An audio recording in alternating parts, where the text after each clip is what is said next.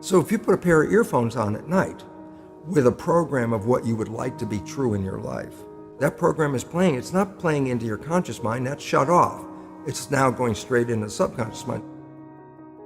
You will be successful because 95% of the day, your program automatically will be seeking your wishes.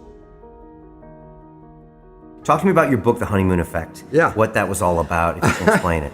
Okay, the honeymoon effect is this. This is the whole story of the Matrix. Matrix, you've been programmed. Oh, we're going to take a red pill and get out of the program, okay? Falling in love is the equivalent of taking the red pill biologically. Scientists have studied what is called mind wandering. I said, what is mind wandering? I said, well, your conscious mind could be focused on a task, or your conscious mind could go off into think about things, okay? And the relevance about that is when the conscious mind is staying in the front, you're in absolute control. Wishes, desires, what you want, conscious mind, creative, you're in control. But the moment your conscious mind takes off into a thought or starts thinking or whatever going on, it lets go of the wheel, the autopilot takes over, okay? So the idea is this: if your mind is wandering, then you're being run by the subconscious. And it turns out this is very negative. When your mind is straightforward in consciousness, you're controlling the vehicle. So I say, falling in love has been demonstrated biologically to be equivalent to the red pill, because what it does is it keeps you what they call mindful, keeps you conscious. Look, you've been looking for this partner your whole life. They're now in front of your face. This is not the time to go thinking about things. It's time to be, oh, look what I got right here in front of me. And I say, well, think about it this way. Your life could suck every day, every day, every day, every day. And then you meet this person, and 24 hours later, it's heaven on earth. 24 hours later, oh my God, I'm so in love, Even the job's not so bad anymore, and the food tastes great, and the music is so much better, and love, and love, and love. I go, what the heck happened? You had all of this negative, and then in 24 hours, you have this heaven on earth. And the answer was, it was taking the red pill. That's what falling in love is. At that moment, you stop playing the program. Now you're operating from conscious mind, which is creative, which by definition is wishes and desires. Brian, what the heck do you want from your life? If you answer that question, it's a creative answer, and by definition, it's conscious. So your wishes and desires are in your conscious mind. In a normal person's life, 5% of the day, you're moving toward that. 95% you're playing the program.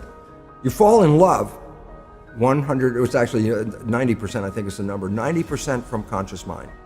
90% of the day you are now operating from creative wishes and desires. I go, look, I said your life sucked all the way up, and then 24 hours of operating on wishes and desires and not playing the program turned earth into heaven for you at that moment.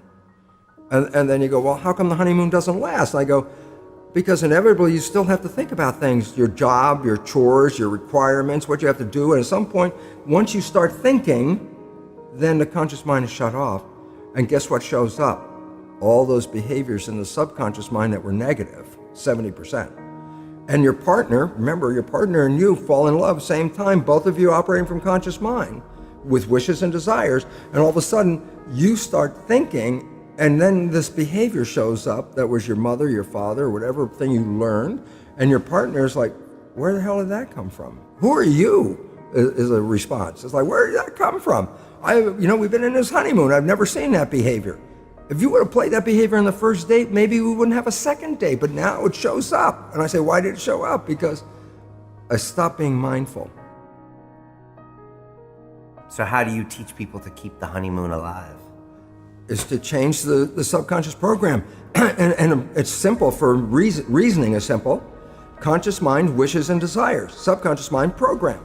Well, what if you took the wishes and desires and made those programs? Then guess what? You don't even have to think about it. You will automatically, 95% of the day, be playing behaviors to manifest those wishes and desires. So reprogramming the subconscious with wishes and desires means you don't even have to think about it. You will be successful because 95% of the day, your program automatically will be seeking your wishes. Every night when you go to bed, just when you're just falling off into sleep, consciousness is disconnecting. The next period of your brain operation while your consciousness is disconnected is theta, which is the same brain function as in the first 7 years. So if you put a pair of earphones on at night with a program of what you would like to be true in your life, as soon as your conscious mind disconnects, that program is playing. It's not playing into your conscious mind, that's shut off. It's now going straight into the subconscious mind. So it's called auto-hypnosis. You don't need to go see a hypnotherapist. You just have to pick out what program would you like to have that you don't have, and they sell these programs